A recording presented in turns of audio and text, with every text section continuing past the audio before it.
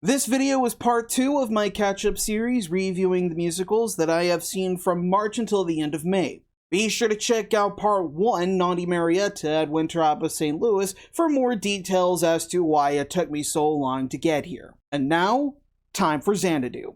Hello folks, and welcome to Jack Reviews Musicals. If you have already seen my face before, you would know I got a haircut. But if you haven't seen my face, hi, my name is Jack and I am a musical theater superfan based in St. Louis. This is my YouTube channel where I share my thoughts on all of the musical productions that I go out to see. In this episode, I am going to be talking about Stray Dog Theater's production of the musical Xanadu, which played April 4th through the 27th of 2024. Now, because this video is coming out after the production is already closed, I'm merely going to be talking about the show's material with just a general overview of the production's quality.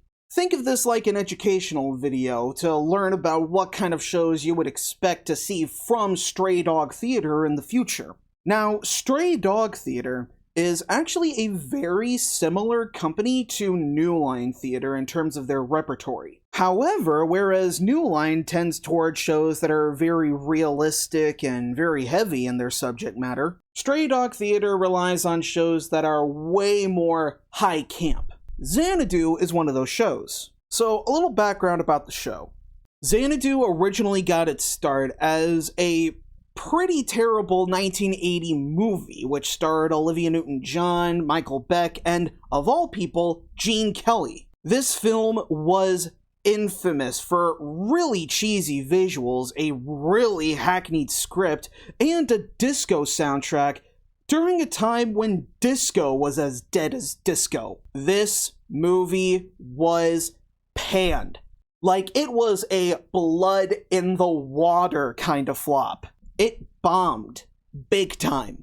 So much so that this movie, along with many other films that came out in 1979 and 1980, inspired the creation of the highly controversial Golden Raspberry Awards. At this, the first ceremony honoring the quote-unquote worst that American cinema had to offer, Xanadu won the award for Worst Director for Robert Greenwald.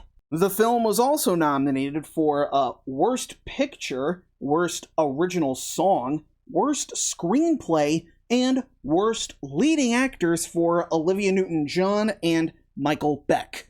Like many bad films that came out during this time, Xanadu actually developed a pretty strong cult following. Strong enough, in fact, that playwright Douglas Carter Beane created a stage musical. The stage adaptation uses songs from the soundtrack of the movie, including I'm Alive, Magic, Don't Walk Away, and other pop hits from the soundtrack's original producers. John Farrar, who was a longtime producer for Olivia Newton-John, and Jeff Lynn, who was the founding member of the Electric Light Orchestra. The show premiered on Broadway in 2007. It was directed by Christopher Ashley, and it starred Carrie Butler in the Olivia Newton-John role, Cheyenne Jackson in the Michael Beck role, and Tony Roberts in the Gene Kelly role.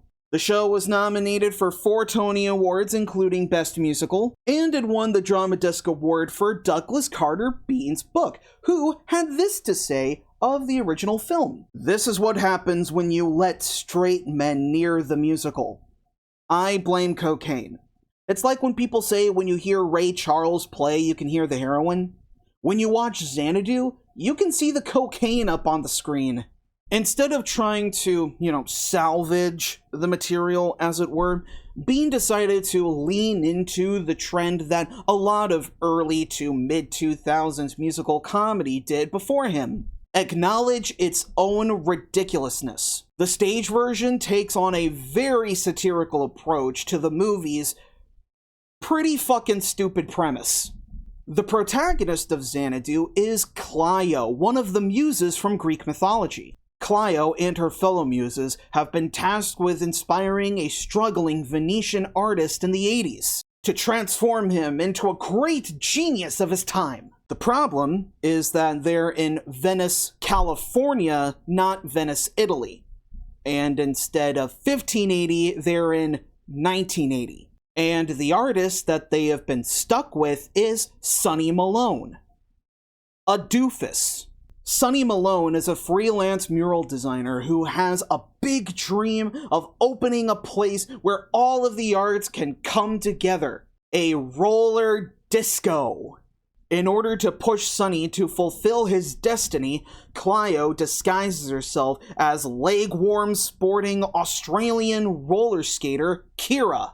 Clio, as Kira, uses her Muse magic and charms to convince Sonny, as well as a real estate mogul named Danny Maguire, to transform the Xanadu, a dilapidated old theater, into the ultimate roller disco. The only people who stand in Clio's way are actually two of her fellow muses, Melpomene and Calliope. They realize that if Clio succeeds in inspiring Sonny, Clio will actually achieve a state of being coincidentally called Xanadu, meaning that Clio will have taken her place alongside Zeus on Mount Olympus.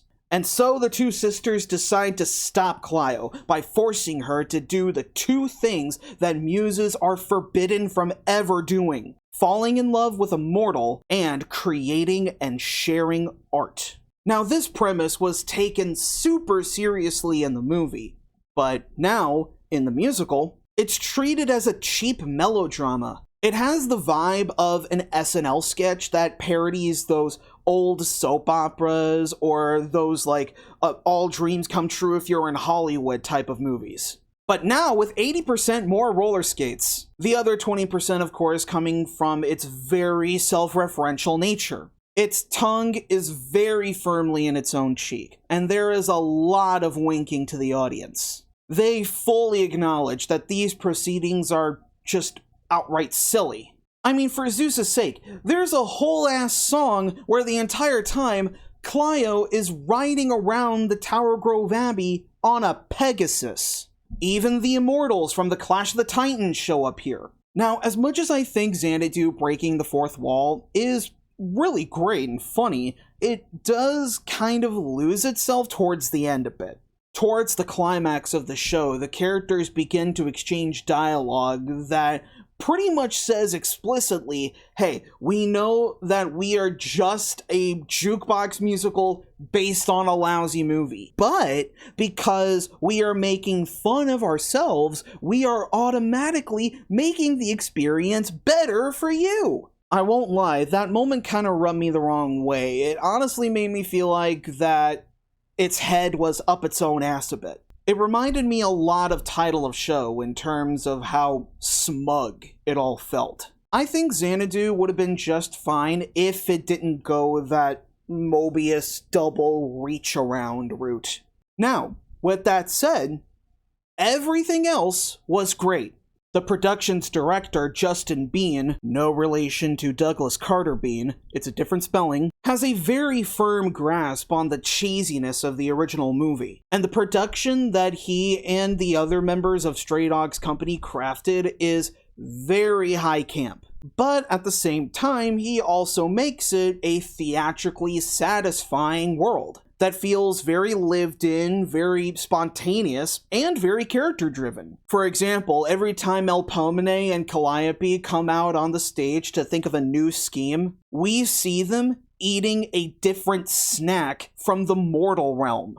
Cotton candy, ice cream, popcorn, soda. Now this on its own is very, very funny, but it also makes the villains a lot more three-dimensional beyond the sort of stock villain characters that they were written as in the script. And there was another point in the show that really stuck out to me and just made the audience just burst out laughing. So this moment comes during the song Suddenly, when Sonny has to call Danny about renovating the Xanadu Theater. Clio, as Kira, makes a phone booth magically appear by having two of her fellow muses, Terpsichore and Thalia, roll it onto the stage. And Sonny goes into the phone booth, he makes that call to Danny, but when he reemerges, suddenly there's roller skates on his feet. And right on cue, just as we are asking ourselves, how did he get them on his feet? Terpsichore rises from underneath the phone booth, looks at Sonny seductively, and wipes his mouth. Hey yo, what the fuck? Yeah, everybody loved that. Clio and Sonny in this production are played by Shannon Campbell and Phil Leveling, and they are pitch perfect. Campbell, as Clio, does an excellent Olivia Newton-John impersonation, with a flawless Australian accent. And Leveling plays Sonny a la Ryan Gosling's Beach Ken. Both of the interpretations that they created of these characters were really great to watch, and it honestly made the growth in their relationship pretty compelling. The role of Danny Maguire is played by Scott D. Gets-Fries, and he does a pretty great job at playing the Southern gentleman artist turned real estate magnate. And he also does a really great job in the flashback scenes where Clio actually inspired Danny years ago before he became a miser. Scott D. Gets-Fries was also the production's skating coach. In real life, he was actually a champion figure skater, so his expertise served him well in this role. And he actually came up with some pretty impressive choreography, along with mainline production choreographer Mike Hodges. The most impressively staged song in the show was Whenever You're Away From Me, which is Danny's flashback song. It's a tap number that was performed entirely with the cast wearing roller skates. I'm not gonna lie, given the demands that Stray Dog had to produce Xanadu, it was a pretty ambitious production for them. The only problem is, they get a 5-week rehearsal period. Chelsea Johnston and Sarah Jean Dowling as the villains, Melpomene and Calliope, were an utter delight. They injected their performances with a lot of gleeful hamminess, particularly in the songs Evil Woman and Strange Magic.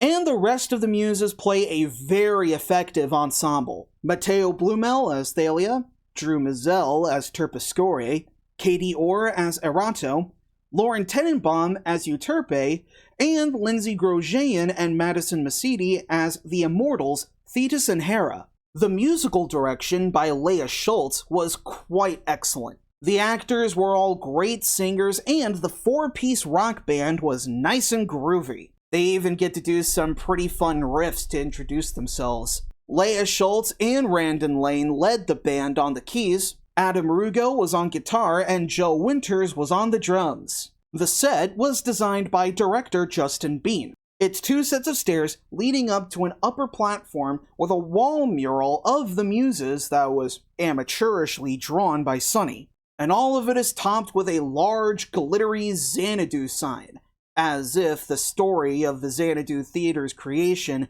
was being told at the Xanadu. Another meta touch that I think is really fun. The lighting by Hall of Fame member Tyler Denow is wonderful as always, but I do wish, however, that the mural wall was actually a proper projection screen so that they could do some video design, which I know for sure Stray Dog Theater is capable of if their production of Ride the Cyclone was any indication, which you can read my review for on jackreviewsmusicals.com. The costumes by Colleen Michelson and the hair and makeup by Sarah Jean Dowling were peak 80s cheese.